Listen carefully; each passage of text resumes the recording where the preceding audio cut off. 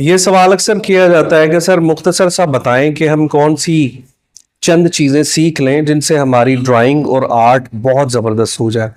तो मैं आपको कुछ टिप्स बताता हूँ। ये 4-5 चीज़ें अगर आप सीख लें तो आपके लिए आर्ट बहुत आसान हो जाएगा, ड्राइंग और पेंटिंग्स। जिसमें से जो पहली चीज़ है वो है ऑब्जर्वेशन। आप चीज़ों का मुशाहिदा बड़े गौर से करें। जो भी चीज़ें आपके सामने बनी हुई हैं उनके साथ साथ उनके शैडो को भी देखें और उनका जो डायमेंशन है, ऊंचाई और चौड़ाई।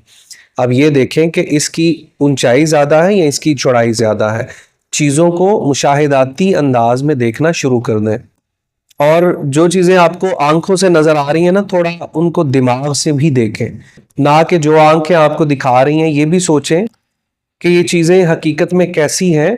अमूमी तौर पे आपका ब्रेन फर्ज कर रहा होता है चीज़ों को कि ये चीज़ जो मेरे सामने है ये इस तरह की है, लेकिन हकीकत में वो किसी और तरह बनी हुई होती है।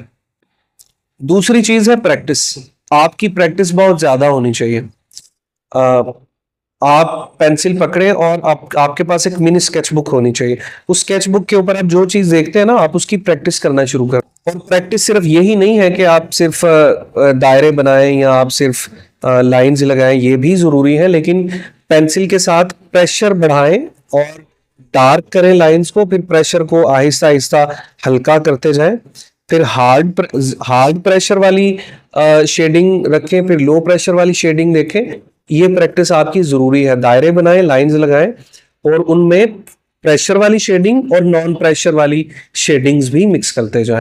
इसके अलावा आप चीजों को जल्दी जल्दी बनाने की कोशिश करें। अक्सर आप ऐसा होता है ना कि आपके सामने कोई ऑब्जेक्ट पड़ा हुआ है और आप बड़े आराम से, बड़े तहम्मुल से उसको बना रहे हैं, बड़ा अच्छा, लेकिन आप तेज तेज बनाने की कोशिश करें। चीजों को फास्ट रिदम में बनाएं। ऐसा मत करें कि आप एक ही चीज पे 2 घंटे लगा रहे हैं, तो वो बहुत सी जगहों पे आपका हाथ, आपके ब्रेन की केमिस्ट्री मैच नहीं हो रही होगी।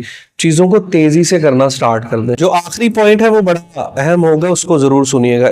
इससे आगे है जी लाइट, शेड्स और पर्सपेक्टिव।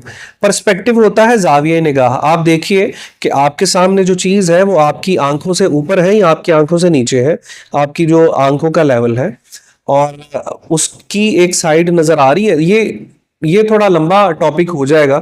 1 पॉइंट और 2 पॉइंट पर्सपेक्टिव ये मैं फिर कभी आपको बताऊंगा। इस पे मैं अपने स्टूडेंट्स को बहुत काम करवाता हूँ।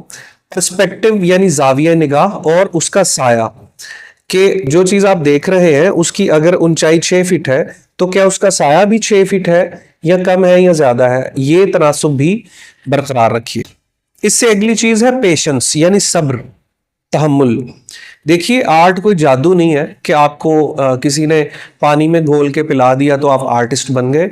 ये एक बहुत टाइम टेकिंग चीज है। जो स्टूडेंट्स जल्दी काम करना चाह रहे होते हैं ना कि जल्दी जल्दी हमें आ जाए, वो सीख नहीं पाते। देखें आप आर्टिस्ट बनना चाहते हैं जिस तरह एक बंदा डॉक्टर बनना चाहता है, और आप चाहते हैं कि आर्टिस्ट बन के आप अच्छा नाम भी कमाएं, और उसके लिए आप लाइफ की चंद दिन या चंद महीने आर्ट को देना चाहते हैं। अपनी लाइफ का एक बड़ा जबरदस्त हिस्सा आर्ट को दीजिए। तहम्मुल से काम करें, जल्दबाजी मत करें, क्योंकि जल्दबाजी करने वाले आर्टिस्ट अच्छे आर्टिस्ट नहीं बन पाते।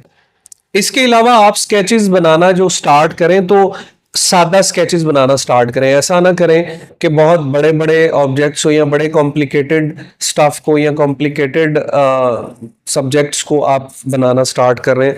अब छोटी चीजें, जिस तरह मेरे सामने ये एक पानी की बोतल है, इस पानी की बोतल को सामने रख के अगर मैं एग्जैक्ट इसको इसकी डायमेंशन के अकॉर्डिंग, इसके साइज के अकॉर्डिंग बनाऊंगा तो ये बहुत मुश्किल है। ये कोई आसान चीज नहीं है, बहुत मुश्किल है इसको बनाना। या मेरे सामने ये एक चारकोल बॉक्स पड़ा है, इसमें चारकोल की स्टिक्स हैं।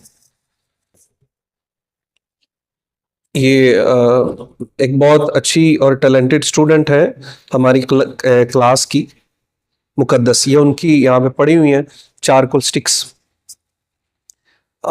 जो मेरे सामने थी। तो मैंने इसकी मिसाल दी कि ये इसकी अगर ऊंचाई और चौड़ाई डायमेंशन को आप समझ जाए, आप बड़ा करीब है सीखने के। यानी ये देखें 1 2 3, ये अपनी चौड़ाई से तकरीबन 3 साढ़े 3 गुना ऊंचाई में है।